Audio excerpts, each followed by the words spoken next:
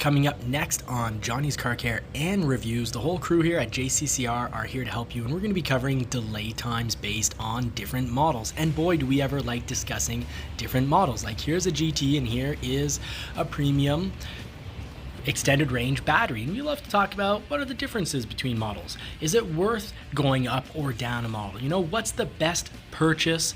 And we do of course love covering buyers advice, so we will be talking about Maverick delay times based on equipment. We'll also be talking about the Ford Bronco and all the need to know information for these hot and popular models. Of course, we always want to cover how to get the best price and not completely get robbed during the dealership experience.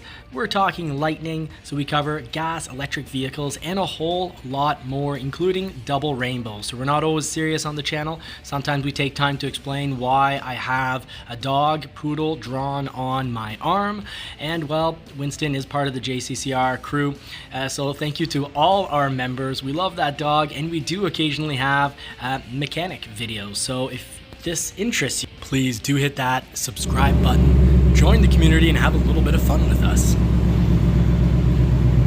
So let's step inside the Mustang and see what it's got for sound.